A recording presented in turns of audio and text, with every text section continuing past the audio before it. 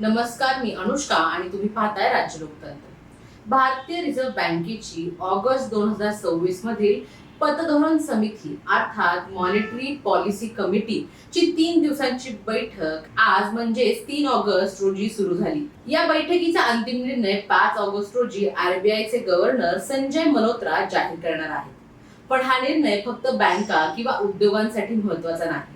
देशातील कोट्यवधी कर्जदार, गृह कर्ज घेणारे, वाहन कर्जधारक, व्यावसायिक, गुंतवणूकदार आणि एफडी मध्ये पैसे ठेवणाऱ्या नागरिकांच्या खिशावर त्याचा थेट परिणाम होणार आहे. त्यामुळं आज संपूर्ण देशाचं लक्ष या बैठकीकडे आहे. सर्वप्रथम समजून घेऊया की आरबीआय नेमकं काय ठरवतं. रिझर्व्ह बँक ही भारताची केंद्रीय बँक आहे. देशातील महागाई नियंत्रणात ठेवणं, चलन व्यवस्थापन करणं, बँकिंग व्यवस्था स्थिर ठेवणं आणि आर्थिक विकासाला चालना देणं ही तिची जबाबदारी आहे. यासाठी दर 2 महिन्यांनी मॉनिटरी पॉलिसी कमिटीची बैठक घेतली जाते. या समितीत 6 सदस्य असतात. त्यापैकी 3 सदस्य आरबीआय कडून आणि 3 सदस्य केंद्र सरकारकडून नियुक्त केले असतात. मतदानाद्वारे देशातील प्रमुख व्याजदर ठरवलं जातं. या बैठकीत सर्वाधिक चर्चेत असणारा शब्द म्हणजे रेपो रेट. आता रेपो दर म्हणजे आरबीआय व्यावसायिक बँकांना ज्या व्याजदराने अल्पकालीन कर्ज देतो तो दर. जेव्हा आरबीआय रेपो दर वाढवतं तेव्हा बँकांसाठी पैसे उधार घेणं महाग होतं. त्यानंतर बँका गृह कर्ज, वाहन कर्ज, वैयक्तिक कर्ज आणि व्यावसायिक कर्जावरील व्याजदर वाढवतात.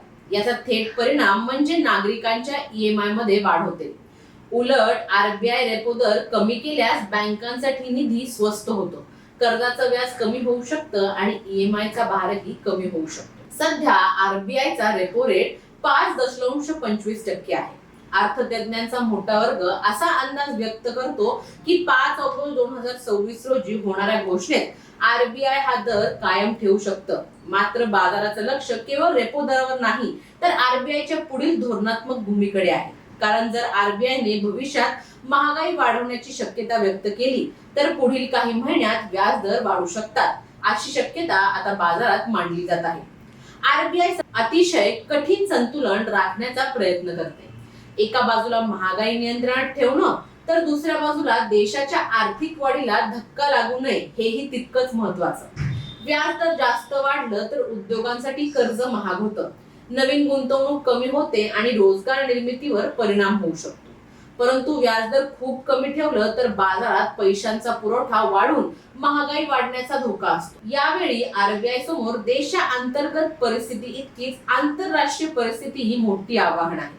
विशेषतः अमेरिका आणि इराण यांच्यातील वाढता तणाव, जागतिक बाजारातील कच्च्या तेलाच्या किमतीतील अस्थिरता आणि जागतिक आर्थिक अनिश्चितता यामुळे भारतावरही दबाव वाढू शकतं. भारत आपल्या गरजेपैकी सुमारे 85% कच्चं तेल आयात करतो. त्यामुळे आंतरराष्ट्रीय बाजारात तेल महाग झाल्यास त्याचा परिणाम पेट्रोल, डिझेल, वाहतूक, उत्पादन खर्च आणि शेवटी महागाईवर होतो. त्यामुळे आरबीआय प्रत्येक जागतिक घडामोडीवर बारकाईने लक्ष ठेवून आहे. आता यामधला सर्वात मोठा प्रश्न म्हणजे याचा तुमच्या ईएमआय वर नेमका किती परिणाम होऊ शकतो. सुमारे तुम्ही जर 50 लाख रुपयांचं गृह कर्ज 20 वर्षांसाठी घेतलं असेल तर व्याजदरात फक्त 0.25% वाढ झाली तर तुमची मासिक ईएमआय शेकडो रुपयांनी वाढू शकते आणि संपूर्ण कर्जाच्या कालावधीत लाखो रुपयांचं अतिरिक्त व्याज भरावं लागू शकतं. जर भविष्यात व्याजदरात 0.50% वाढ झाली तर हा आर्थिक भार आणखी वाढू शकतो.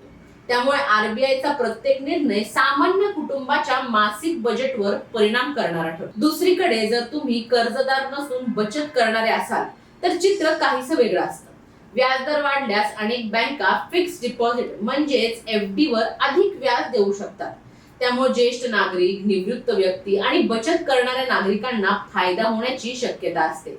मात्र त्याच वेळी कर्ज घेणाऱ्यांचा खर्च वाढतो. त्यामुळे आरबीआयचा प्रत्येक निर्णय कोणासाठी संधी तर कोणासाठी अतिरिक्त आर्थिक भार घेऊन येतो. शेअर बाजारही आरबीआयच्या प्रत्येक निर्णयाकडे अत्यंत बारकाईने पाहत असतो. जर व्याजदर वाढलं तर रिअल इस्टेट, वाहन उद्योग आणि बँकिंग क्षेत्रातील शेअर्सवर दबाव येऊ शकतो. परंतु जर व्याजदर स्थिर ठेवलं गेलं आणि भविष्यातील धोरण सकारात्मक राहिलं तर गुंतवणूकदारांचा आत्मविश्वास वाढू शकतो. त्यामुळे फक्त रेपो दरच नव्हे तर आरबीआयच्या निवेदनातील प्रत्येक शब्द बाजारासाठी महत्त्वाचा ठरतो. आता यामध्ये सामान्य नागरिकांनी काय करावं? जर तुमचं गृहकर्ज किंवा इतर कर्ज फ्लोटिंग इंटरेस्ट रेटवर असेल तर बँकेकडून व्याज दरातील बदलांची माहिती नियमित घ्या. शक्य असल्यास अतिरिक्त रक्कम मूळ कर्ज कमी करण्याचा विचार करा. नवीन एफडी करण्यापूर्वी विविध बँकांचे व्याज दर तुलना करा आणि कोणत्याही आर्थिक निर्णय सोशल मीडियावरील अफवांवर नाही तर आरबीआयच्या अधिकृत घोषणेवर आणि तज्ञांच्या सल्ल्यावर आधारित घ्या. एक गोष्ट मात्र निश्चित आहे, 5 ऑगस्ट 2026 रोजी आरबीआय ज्या निर्णयाची घोषणा करेल त्याचा परिणाम केवळ एका व्याजदरापुरता मर्यादित राहणार नाही. त्या निर्णयाचा परिणाम तुमच्या गृहकर्जाच्या EMI वर, तुमच्या बचतीवर, उद्योगांच्या गुंतवणुकीवर, रोजगारावर, शेअर बाजारावर आणि संपूर्ण भारतीय अर्थव्यवस्थेच्या दिशेवर होणार आहे. त्यामुळे देशभरातील नागरिक, उद्योग, बँका आणि गुंतवणूकदार यांचं लक्ष आता एका घोषणेकडे लागलं आहे. आता पाहायचं इतकंच की आरबीआय व्याजदर स्थिर ठेवतो की भविष्यातील महागाईचा इशारा देत नवीन संकेत देतो. तुमचं मत आम्हाला कमेंट्स मध्ये नक्की कळवा. व्हिडिओ आवडला असेल तर लाईक करा, शेअर करा आणि चॅनलला सबस्क्राईब करायला विसरू नका. धन्यवाद. दैनिक राज्य लोकतंत्र.